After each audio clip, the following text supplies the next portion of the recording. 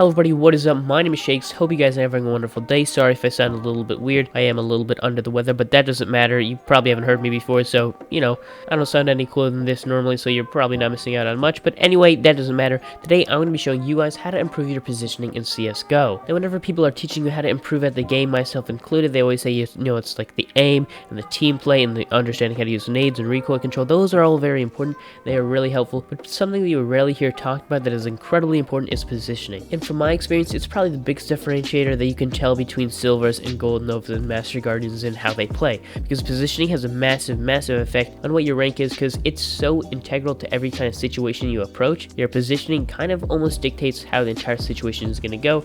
So I'm going to be showing you guys how to improve your positioning. Now, if you're currently in LEM or a difference in your gameplay that's going to bring you to the highest rank in CSGO matchmaking, I can't help you. This video is not exactly for the highest level. You guys can probably teach me something if you're at those ranks, but this is mainly for silvers and gold novas and some master guardians that want to really improve, their gameplay and aren't quite as pro at the game as, the people of the highest ranks. This is for people who don't quite understand, the positioning of CSGO, because you can be a really great FPS player but get destroyed in CSGO because it's just so different from everything else, and positioning is a big part of that. I've kind of skipped over talking about positioning in my previous videos when I try to help you, improve and rank up in CSGO. If you want to check those out, I have them in the description. And the reason for doing that is it's really hard to explain it without a real world example, so I'd have to jump into the game and actually show you examples so you understand what I mean, because it's a little bit abstract when you're just talking about it, with just your words. I need to show you this. And I was actually going to use pro gameplay for this because, it's really easy to get, footage of pro games, but I think overall it wouldn't really help you guys out that much because pros play in a way different level, way at different speed, way different tempo. They all position themselves very differently, so the way they get picks and the way they make good decisions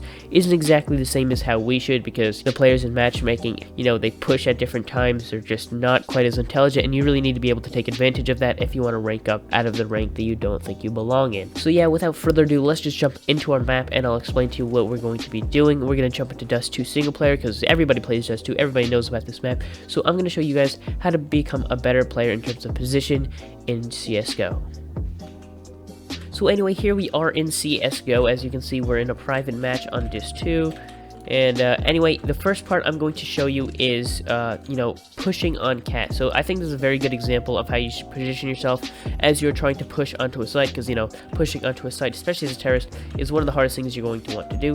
So the first thing I want to tell you right before we get into this, I think it's important to know what a counter-strafe is, counter-strafing as a skill. So if you already know what that is, I'm going to have a little thing at the bottom of the screen just so you can see where to jump to after I show off what counter-strafing is. So if you don't know what counter-strafing is, it's very important to, so the best way to show you it is actually going to be, I'm going to have to turn on dynamic crosshairs. And if you don't know what dynamic crosshairs is, it kind of shows you the accuracy of your gun. As you can see, it gets big right here, my crosshair, and my gun is not accurate, so you don't want that. That is bad. You will not get many kills like that. So as you can see, as I'm moving around, I'm actually going to make my crosshair a little bit thicker so it's easier to see. Thickness 1. As you can see, as I'm moving, it's inaccurate, and once I stop, it gets accurate again. But once I let go of my key, it actually takes a little bit of time for it to, go from this big thing to, the small thing that is accurate and will get us kills. So what you can do to make this transition from big to small faster is you can, instead of just letting go of your key, click the one in the opposite direction. So for WASD, when you're holding down A, click D instead of just letting go of A. As you can see, if I'm just holding down D and I let go, it closes. But if I go in the opposite direction instead of just letting go, then it's actually faster. So clicking the opposite direction instead of just letting go will make you turn around faster and will make you stop faster, which is very important if you want to win a lot of your duels, because you want to be able to move and then move in the opposite direction. So you stop, so you get accurate, so you can hit your shots. So as you can see, I'm going from full speed to accurate very quickly, and that's very useful in game when you're strafing around, you want to get headshot or something. So it's very important to be able to do that. So just keep that in mind whenever you're strafing around. You want to use counter-strafing just to make sure you stop faster and can get off an accurate shot as quick as possible. So now that I've showed you that, let's get into the example about how to take on a site. So as you know, if you know anything about Dust 2, you probably should, because it's, the most popular map. There are generally a few places where the enemies could be. So one of them is Goose around that corner. One of them is on site just at this little head place. One of them is down there at the little head place as well. If you hold it just like here, a lot of people hold it here if they have like an AUG or something. So also there.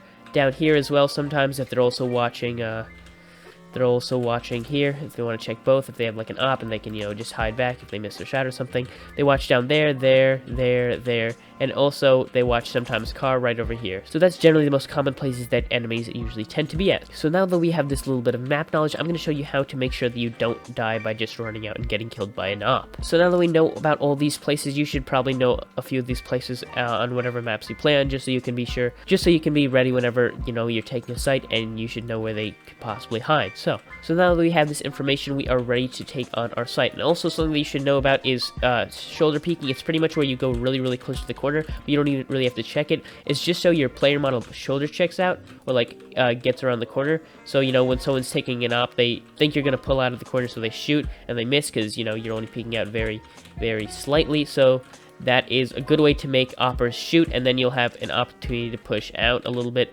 because they missed their shot because you only were there for a split second. Because if you're peeking this quickly and you only let your shoulder peek out, then they're probably going to miss because there's not enough reaction time for them to actually hit that shot. So anyway, just doing this very close to the corner is very, very useful because it makes, if there's an opper there, he sees you going in and out, and he's probably going to shoot at you because he thinks he can get the shot, but you're moving too fast because, you're in and out of the corner very, very quickly. So that's going to give you an opportunity to get the kill. So anyway, as you're shoulder peeking, you can pretend to shoot a shot there.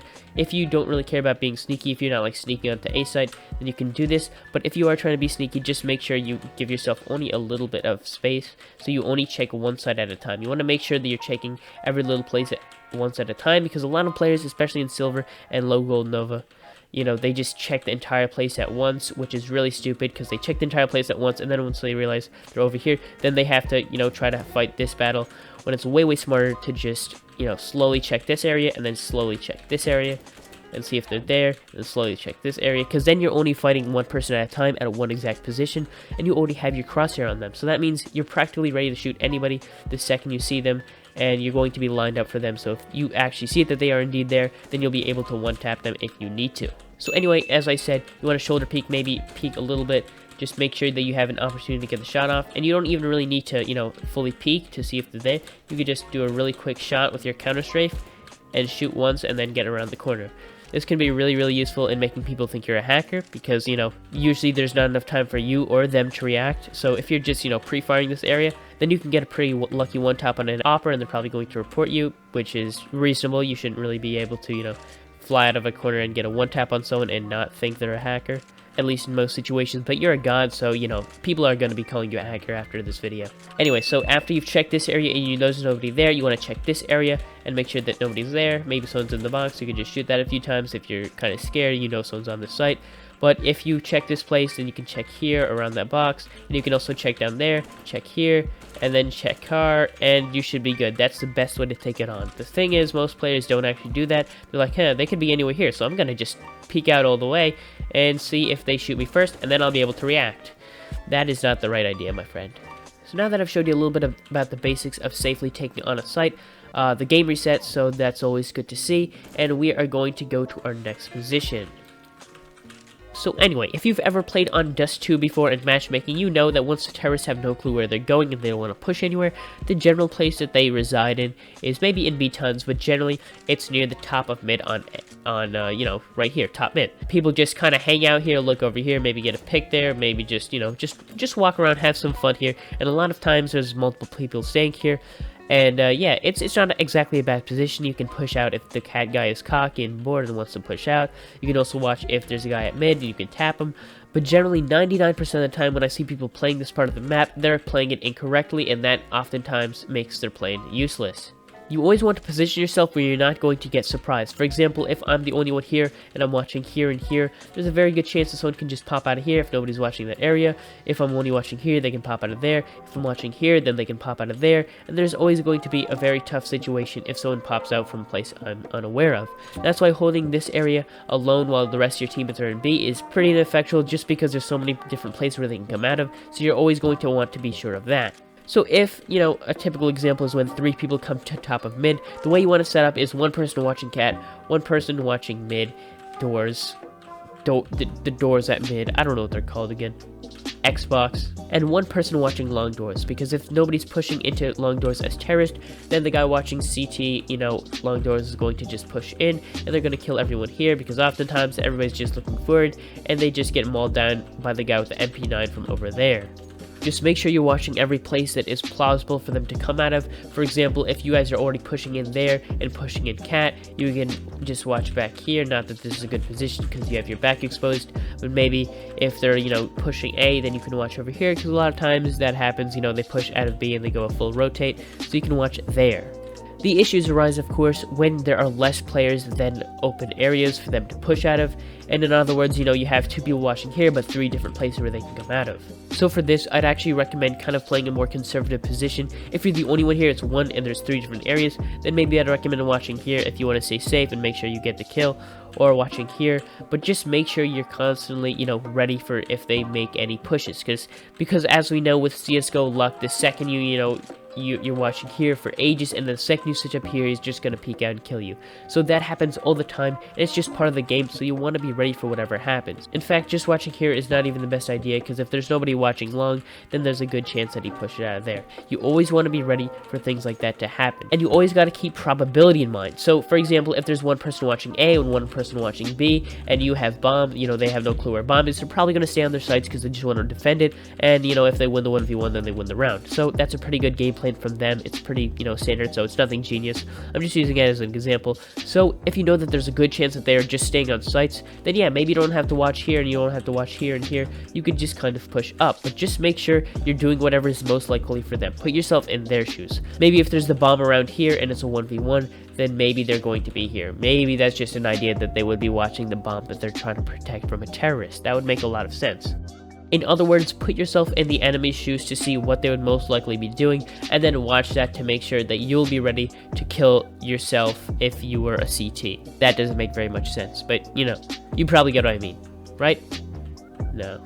And the server just reset once again because, it's only 10 minutes on deathmatch, so I have to make all my segments take less than 10 minutes. So anyway, as I said before, just make sure you're following whatever is most likely to happen as if you're the enemy team. If there's a bomb here, and you just put yourself in the mind of the CT, oh, I'm just going to watch from here, I have a perfect angle, if he pushes, then I'm going to have the advantage. Just think like that, so you can, maybe if he's around here, you can just crouch and then get the tap. Things of that sort. So just position yourself based on the probability and likelihood of an enemy pushing a select area, and just make sure you're ready for any kind of circumstance, because in CSGO the weirdest things always happen. It seems like half the players don't seem like they have a brain, and that can throw you off. So just make sure you have baby-proofed your plan so that morons will not get through it. Deathmatch in itself is actually a pretty good mode for positioning because everybody spawns in random places and comes out of nowhere, so you can pretty much practice as if you have no clue where the enemy is, which is actually pretty useful. So, for example, when I'm playing in deathmatch and I want to check over here, I want to check top mid because there's oftentimes a lot of players coming from here. If I want to check there, there's also usually a lot of players down here in, B, and they go into lower. That happens a lot. It's a pretty big traffic area. So what I do if I want to check top mid, but I don't want to get shot at by these guys, is I usually just go into this little cubby and I check over here. So that's pretty useful. If you're in a real game, that would be just as useful because you're protecting yourself from the people down here, and if I realize there's nobody top mid, I can push back a little bit, so if they do come, I'm going to be ready, and then I can check down here. Just make sure that you can't get attacked out of an angle that you don't really expect, unless it's a really weird angle. Maybe they spawned in that corner. Maybe if you died from that kind of situation, that'd be alright because it's kind of not really your fault. It's kind of deathmatch throwing them there. But overall, just make sure you're ready for the weirdest and most unexpected situations to arise, because that's what happens in CSGO. People push when they shouldn't push, people stay back when they shouldn't stay back. And if you aren't ready for that, and if you aren't prepared, if you haven't foolproofed your positioning to make sure that you're ready for any kind of stupid player, then you're probably not going to succeed very much, especially in matchmaking where players don't seem to be as level-headed as they should be. Always remember that counter-strafing and shoulder peeking are your friend, and they can really, make you dominate, especially if you're playing in like a server filled with silvers. Just using that makes them have little to no reaction time and practically no ability to kill you, so it's very, very effective to be doing those kinds of things, and try to implement them wherever you can, because, protecting yourself and making sure the enemy has as little opportunity to kill you as possible is very, very useful. Try to use head glitches as much as possible. There's a reason why this is such a... That guy really, really scared me. And now he's going. Try to use head glitches as much as possible. Try to expose as little of your body as possible. So, doing stuff like this is very useful. Hiding over here can be very useful. And overall, that's why car is so useful. And never, peek someone in pit, because they only have their head exposed, if even their full head. They usually have only a portion. And that's why you can, 1v1 in op with an AK, because you only have a little slip of your head showing. And yeah. Another thing is, if you're pushing alongside your teammates, for example, the classic long push, all you guys have just smoked right here. This is my smoke. It's not very expansive. If you're pushing up alongside your teammates, you got this place smoked. Try not to stay on top of all your teammates. And see a lot of players, like all of them are just like right next to each other, and that's pretty bad, because if they see a single one of you and they throw a nade, then all you guys are going to get damaged. If they start spraying through smoke, then all of you guys are going to get damaged, if like only one of you.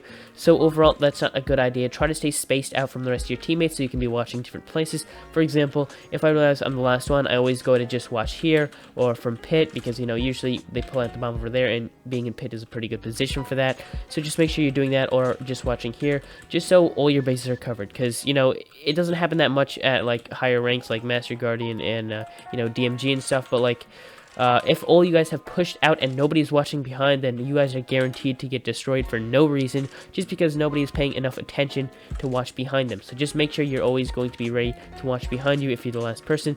And if you're not the last person, or you have the bomb, so you have more important things to do, like plant the bomb and kill all the counter-terrorists and all the terrorists too, because it's pretty big explosion radius. Just make sure to tell the last person in line to check back, or if you think the last person in line is terrible, then make sure to make sure someone is watching behind, because getting flanked is never a good thing, especially in CSGO, where you can quickly make quick work of your enemies if you come up behind them. And that goes along with pretty much any type of pushing. Just make sure that you're always watching behind, or you're watching, as you guys are pushing up over here. If you guys are pushing back over cat, make sure you're watching CT and back here, because if you guys get flanked, then it is not good. Even if they just see a glimpse of you, like for example, if you guys are trying to pull a sneaky and go back to B, if they even just see you, then that's going to be bad enough, because then they'll already know your plan and they can get there faster. Overall, just make sure you're always watching, because even if you just get the information that they actually saw you, then that's going to be enough. So pretty much what I'm trying to get at is just make sure you're covering all your bases and are always watching out for your teammates, because when you're pushing,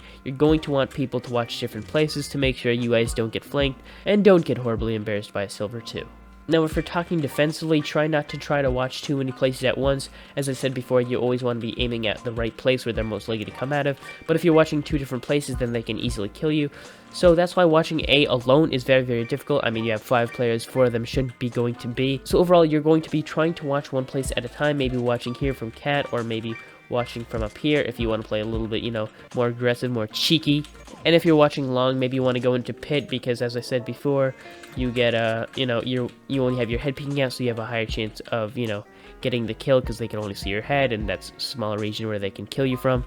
Or at car and watching from here, you have this cover over here. It's not fully protected, but if someone's pushing out of there, they probably won't know you're here, so you can get the kill. And again, you have something protecting your legs, so there's a lower chance that they're going to hit their shots on you. As I was kind of showing before, you don't want to be watching from over here, because if they come from over there, you're going to get destroyed.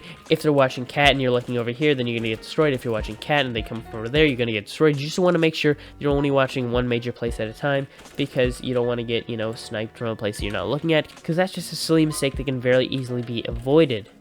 And yeah, that's pretty much how you improve your positioning. Actually, wait, no, the most important tip is just to stay in this wall. Look at this. You can watch over here, you can watch over there, you can see everywhere. It's so easy. Just make sure to become a hacker and then put on no clip, and it's easy. Then you get to watch every place from here.